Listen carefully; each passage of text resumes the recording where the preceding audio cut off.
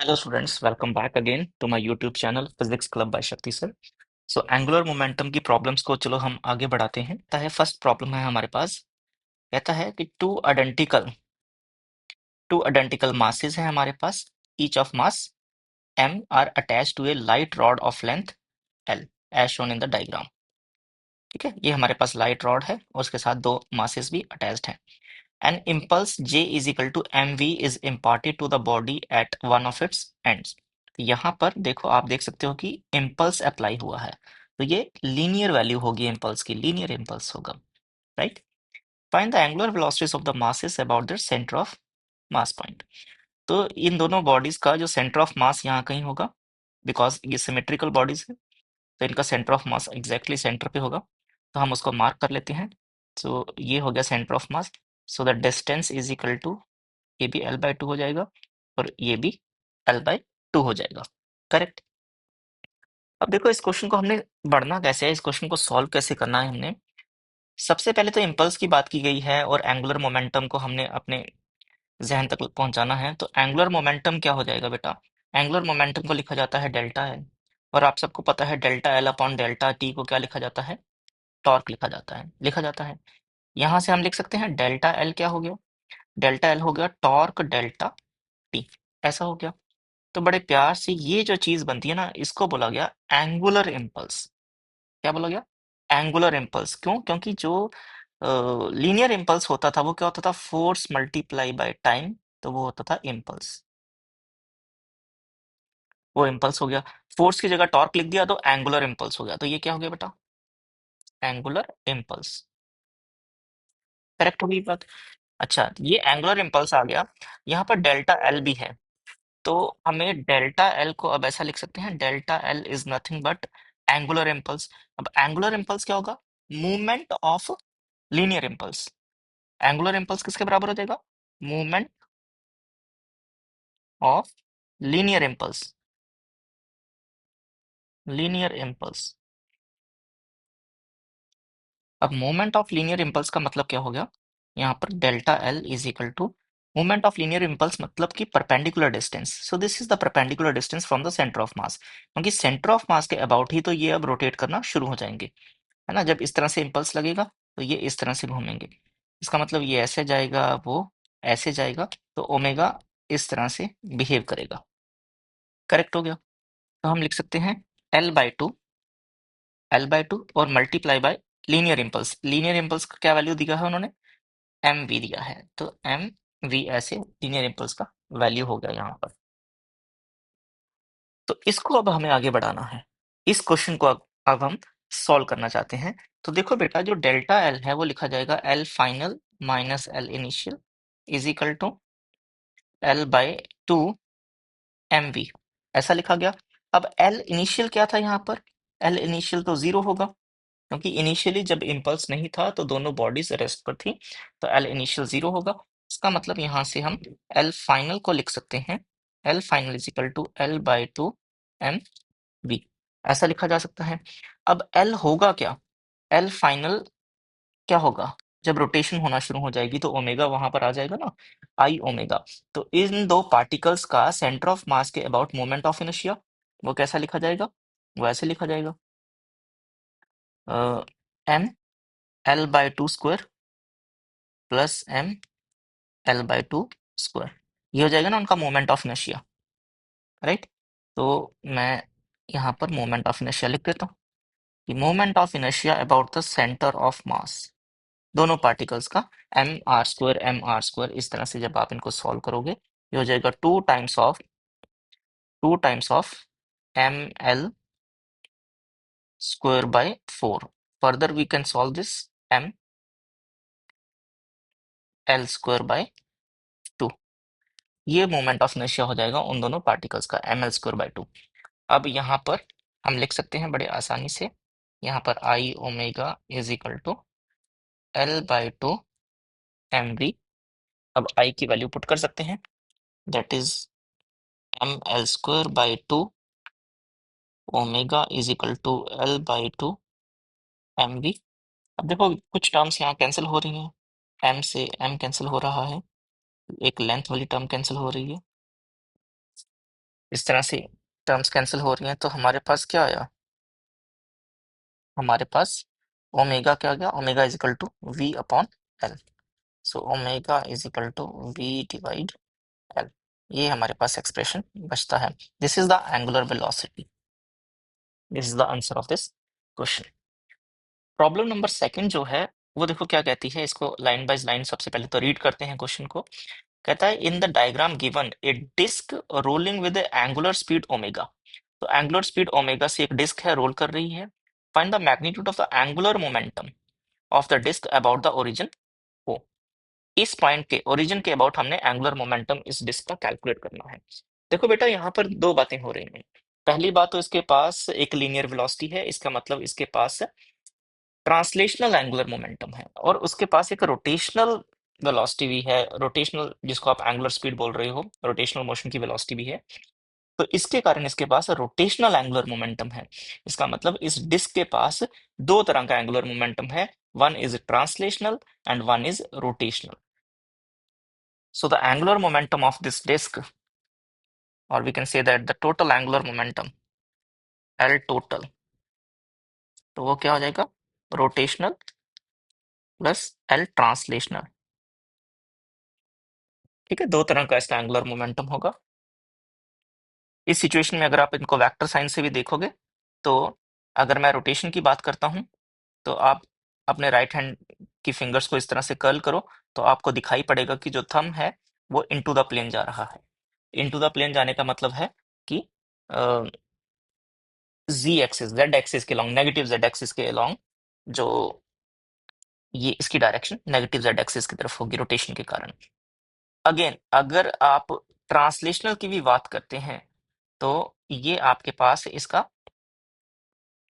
Position vector हो गया centre of मास का, ओ पॉइंट के अबाउट। ठीक है, तो यहां से जब आप आगे बढ़ेंगे, यहां से ये हो गया पोजीशन वेक्टर। अब पोजीशन वेक्टर को के अलोंग फिंगर्स को रखिए और वी की तरफ कर्ल कर दीजिए, क्योंकि आर क्रॉस वी होता है इस तरह। ये जो चीज है ये आपको एंगुलर मोमेंटम की डायरेक्शन देती है, आर क्रॉस वी। आपको अगर याद हो, मैं आपको बता दूं कि जो एल लिखा जाता था वो क्या लिखा जाता था, M R vector cross V vector, ऐसे लिखा जाता था, है ना, जो ट्रांसलेशनल। तो आर क्रॉस वी जब आप देखेंगे अगेन, तो वो भी कैसा होगा, थम ये हो गया आर की डायरेक्शन पोजीशन वेक्टर की, और इसको क्रॉस करेंगे वी की तरफ, तो अगेन थम इज इनटू द प्लेन। इसका मतलब इन दोनों की डायरेक्शन कैसी है, इनटू द प्लेन ना, both directed into the plane.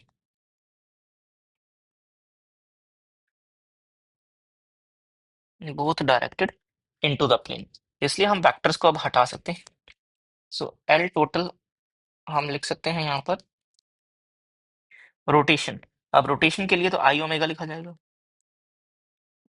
ठीक है, इसके सेंटर ऑफ मास के about, moment of inertia about the centre of mass, ना, moment of inertia about the centre of mass और ओमेगा, ये हो गया रोटेशन का। प्लस ट्रांसलेशन के क्या लिए लिखेंगे, ट्रांसलेशन के लिए अगर मुझे लिखना होगा तो उसका लिखेंगे एम वी, जिसको सी एम लिखा गया है, और perpendicular distance that is M V R. चलिए इसको सॉल्व करते हैं। Moment of inertia about the centre of mass of this disc is equal to 1/2 M R square, और ओमेगा भी लिख दिया गया, प्लस, और इसको लिखा जाएगा एम। अब वीसीएम को क्या लिखा जाता है यार, वीसीएम क्या होता है, V is equal to R omega, ऐसे लिखा जा सकता है, राइट। तो ये हो जाएगा आर स्क्वायर ओमेगा, ऐसे। फर्दर आप इनको नेक्स्ट स्टेप जो है ऐड करेंगे, तो 3/2 M R square omega, this is L total, this is L total. So this is the total angular momentum of this disk। ये काफी इंपॉर्टेंट सवाल है, क्योंकि ये अलग से एक टॉपिक भी डिस्कशन में आ जाता है कि the discussion about the rotational and translational, that is the combined angular momentum of the body which is under translational as well as a rotational motion। ठीक है, तो ये मैंने आपको एक एग्जांपल के साथ इसको समझा दिया है कि कैस किस तरह से आपको हैंडल करना होता है एंगुलर मोमेंटम जब कोई बॉडी रोटेट भी कर रही है और साथ साथ ट्रांसलेट भी कर रही है। Okay, problem number 3। देखो प्रॉब्लम नंबर 3 काफी इंटरेस्टिंग है। क्या कहती है प्रॉब्लम नंबर 3? कहता है a cubical block is moving on a horizontal smooth surface as shown in the diagram. तो आप देख सकते हो एक मेरे पास क्यूबिकल ब्लॉक है, ये स्मूथ सरफेस पे मूव कर रहा है ना। क्यूब है तो इसकी डायरेक्शंस कैसी हैं? सेम है। कांस्टेंट वेलोसिटी से मूव कर रहा है। If it hit a ridge at point O, तो यहाँ पर अगर ये टकराता है ओ पॉइंट पे, ये कौन सा पॉइंट है? ओ पॉइंट है। What is the angular speed of the block after it hits? तो जब बेटा यहाँ पर टकराएगा तो ब्लॉक क्या करेगा? ब्लॉक ऐसे आ रहा था, ठीक है, टकराने के बाद वो टॉपल कर जाएगा, तो ब्लॉक इस तरह से घूम जाएगा, ठीक है। तो ब्लॉक इस तरह से गिरेगा आगे। जब इस तरह से गिरेगा तो इसके पास ओमेगा आ जाएगा, रोटेशनल इफेक्ट आ जाएगा, ठीक है। तो रोटेशनल इफेक्ट जो ओमेगा होगा, वही चीज हमने यहाँ पर कैलकुलेट करनी है कि इसके पास ओमेगा कितना होगा। चलिए इसको भी देखते हैं, स्टेप बाय स्टेप देखते हैं। देखो पहले तो ये लीनियर मोशन में है, तो इसके पास एंगुलर मोमेंटम जो होगा वो लीनियर डायरेक्शन में होगा, है ना। So initially the angular momentum before the incidence is equal to इसका मास, इसकी स्पीड, और ये देखो इसका सेंटर ऑफ मास ये है। तो ओ पॉइंट के अबाउट अगर मैं देखता हूँ तो ये कितना हो जाएगा? a/2, just before the collision, है ना। तो परपेंडिकुलर डिस्टेंस कितना हो गया वेलोसिटी का? ओ से अगर देखेंगे तो a/2 हो गया। ये है इसका एंगुलर मोमेंटम। अब आफ्टर की सिचुएशन मैं देखूं अगर, तो आफ्टर की सिचुएशन में बेटा आपको बड़े ध्यान से देखना पड़ेगा कि कुछ ऐसी होगी आफ्टर की सिचुएशन कि यहाँ पर क्यूब बनेगा। हम्म, यहाँ पर क्यूब बनेगा ऐसे, ऐसे, फिर ऐसे, और फाइनली ऐसे, कुछ ऐसा क्यूब होगा, है ना। तो इसका ये सेंटर ऑफ मास होगा, ये डिस्टेंस होगा। तो ये डिस्टेंस हमें पता करना होता है। अगर आप देखोगे पाइथागोरस थ्योरम की हेल्प से, ये 90 डिग्री हो गया, ये भी ए साइड है, ये भी ए साइड है। अगर मैं इसको लिखता हूँ पी ओ, तो जो पी से लेके ओ डिस्टेंस होगा ना, तो वो कितना हो जाएगा? हो जाएगा √2 times of A, with the help of Pythagoras theorem. तो बेटा ये सेंटर ऑफ मास है। अगर मैं इसको एस पॉइंट लिख देता हूँ सेंटर ऑफ मास को, या सी पॉइंट लिख देता हूँ, चलो सी पॉइंट लिख देता हूँ यहाँ पर सेंटर ऑफ मास को। सो सी से लेके ओ कितना हो जाएगा? ये हो जाएगा a/√2, ऐसे। तो हमें करना क्या है? हमें अब मोमेंट ऑफ इनर्शिया इस बॉडी का, इस रोटेटिंग बॉडी का ओ के अबाउट कैलकुलेट करना है। तो हम पैरेलल एक्सिस थ्योरम का यूज करेंगे। सबसे पहले हम इस क्यूब का मोमेंट ऑफ इनर्शिया देखेंगे सेंटर ऑफ मास के अबाउट, फिर with the help of parallel axis theorem हम ओ पॉइंट के अबाउट देखेंगे। तो हालांकि ये क्यूब है, तो इसका जो मोमेंट ऑफ इनर्शिया होगा, moment of inertia about the centre of mass, वो हो जाएगा ma² / 6। तो moment of inertia about O with the help of parallel axis theorem, ये कितना हो जाएगा? ये हो जाएगा बेटा ma² / 6, that is the moment of inertia about the centre of mass, plus m और डिस्टेंस का स्क्वायर mr²। r कितना है? a/√2 का स्क्वायर, इतना r है, राइट। ये डिस्टेंस होगा ना r, mr²। r कितना है? ये है a/√2। So that is the moment of inertia of this cube about o। तो अब आई नॉट को अगर मैं अच्छे से कैलकुलेट करूं, ma² / 6 प्लस ma²/2, इतना लिखा जाएगा। तो इसको हम फर्दर देख सकते हैं। आई नॉट है ना, 6 लिखा गया, ma² plus 3ma², it is 4/6 आ गया। 4/6 ma², फर्दर सॉल्व करेंगे 2/3। सो आई नॉट कितना आया? Sorry, moment of inertia about वो कितना आया? 2/3 ma², ये आ गया। सो इसको हम यूज कर सकते हैं फाइनल अप्रोच के लिए कि मोमेंट ऑफ इनर्शिया फाइनल, वो क्या होगा? वो होगा moment of inertia of the body about O and omega, जिस ओमेगा से वो घूमना शुरू हो गया। सो ये हो गया 2/3 ma² ओमेगा। तो इनिशियल और फाइनल को अब इक्वेट कर दीजिए।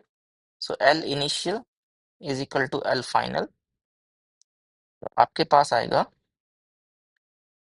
mva by two is equal to, और फाइनल आया 2/3 ma² ओमेगा। ऐसे देखो कौन कौन सी टर्म कैंसिल होती है, m से m कैंसिल हो गया, एक a वाली टर्म कैंसिल हो गई है, तो यहाँ से हमें अब ओमेगा देख लेना है कितना होगा। तो ये हो जाएगा 3v/4a is equal to omega. Okay, next problem देखो क्या कहती है। कहता है a horizontal circular plate is rotating about a vertical axis passing through its centre of mass with angular velocity omega naught. ठीक है, a man sitting at the centre having two blocks ना, ये बड़े ध्यान की बात है। एक आदमी है, उसके पास दो ब्लॉक्स हैं, in his hand stretching out his hands so that the moment of inertia of the system doubled. ये एक आदमी था, उस सर्कुलर प्लेट पे बैठा हुआ था। जैसे मैं कहूँ कि मेरे पास एक सर्कुलर प्लेट है, ये एक सर्कुलर प्लेट है, करेक्ट, ये सर्कुलर प्लेट हो गई, और इसका ये एक्सिस ऑफ रोटेशन हो गया, ये इसका एक्सिस ऑफ रोटेशन हो गया। अब कहता है कि एक आदमी है जो कि यहाँ पर बैठा हुआ है, और उसके हाथ में क्या है, उसके हाथ में दो ब्लॉक्स हैं। और क्या करता है वो आदमी, in his hand stretches out his hands so that the moment of inertia of the system doubled। कि अगर ये बॉक्सेस को या ब्लॉक्स को इस तरह से अपने हैंड्स को स्ट्रेच करेगा, तो मास डिस्ट्रीब्यूशन क्या हो जाएगा, एक्सिस से दूर दूर चला जाएगा। राइट, ये एक्सिस थी ना, इससे अब मास दूर चला गया। जब मास एक्सिस से दूर चला जाएगा तो मोमेंट ऑफ इनर्शिया इंक्रीज होता है। तो वो कितना हो गया, डबल्ड हो गया। तो पूछता है if the kinetic energy of the system initially is के, तो बाद में कितनी हो जाएगी, जब वो अपने हाथों को स्ट्रेच कर देगा तो उसकी काइनेटिक एनर्जी सिस्टम की कितनी हो जाएगी, ये क्वेश्चन पूछता है। करते हैं ट्राई। देखो के इनिशियल उसने दिया हुआ है ना, तो के इनिशियल क्या हो सकता है, रोटेशन के केस में 1/2 पाई नॉट ओमेगा नॉट स्क्वायर, ये है के इनिशियल, है ना, ये ओमेगा नॉट से घूम रहा है, और आई नॉट है इसका। ऐसे ये है इनिशियल सिचुएशन। और फाइनल सिचुएशन क्या हो गई, फाइनल सिचुएशन हो गई कि 2 times of moment of inertia doubled हो गया। देखो क्लियरली लिखा गया है ना, moment of inertia of the system doubled, है ना, तो मोमेंट ऑफ इनर्शिया डबल्ड हो गया। देखते हैं कि इसको कैसे करेंगे।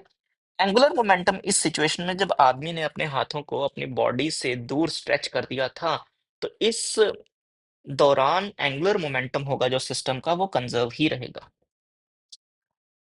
सो लिख सकते हैं as during the stretching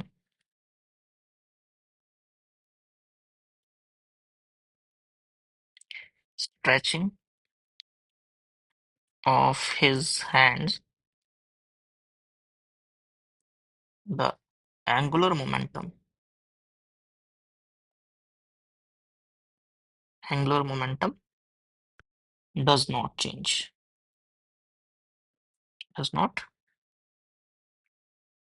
angular momentum change नहीं करेगा।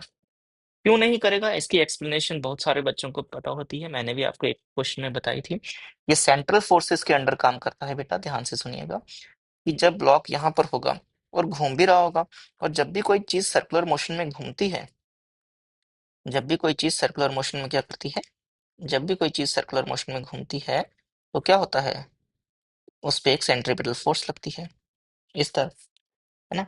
तो ये है एक्सिस। अब ये जो सेंट्रीपिटल फोर्स है, ये एक्सिस से पास कर रही है, इसका मतलब इस फोर्स के कारण जो टॉर्क होगा वो क्या होगा, जीरो होगा। सिमिलरली यहाँ पर भी एक ब्लॉक है, तो वो भी ब्लॉक किसी एंगुलर वेलोसिटी से घूम रहा है, तो इस पे भी सेंट्रीपिटल फोर्स लग रही है। और कैसी लग रही है, इस डायरेक्शन में लग रही है। ये सेंट्रीपिटल फोर्स भी एक्सिस से पास करेगी। जब एक्सिस से पास करेगी, so the torque acting about this axis is equal to zero. जब टॉर्क जीरो है तो एंगुलर मोमेंटम क्या होगा, कंजर्व होगा, चेंज नहीं होगा। तो ये इसकी एक छोटी सी, आप कह सकते हैं कि एक्सप्लेनेशन होती है कि क्यों जो एंगुलर मोमेंटम है ऐसी सिचुएशंस में जब कोई बॉडी घूम रही होती है तो जनरली कंजर्व होता है।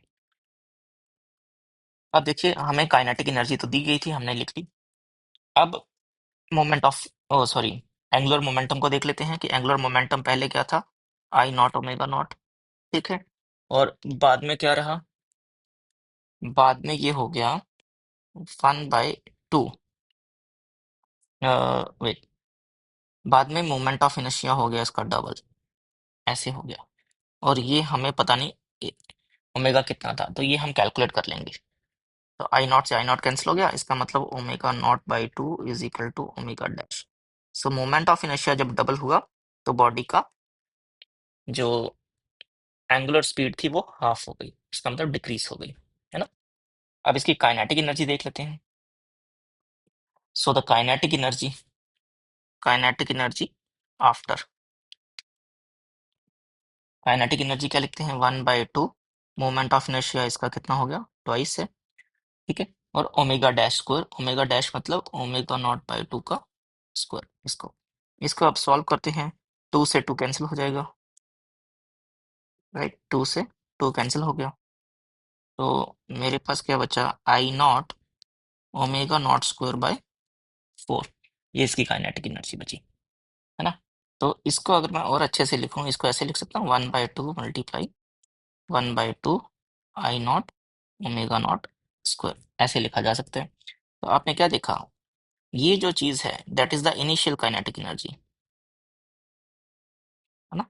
जो अब काइनेटिक एनर्जी है वो आधी हो गई इनिशियल से, हाथों को स्ट्रेच करने से, मोमेंट ऑफ इनर्शिया डबल होने से उसकी काइनेटिक एनर्जी आधी हो गई है।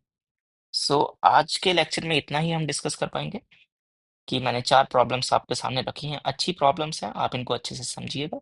मिलते हैं नेक्स्ट लेक्चर में।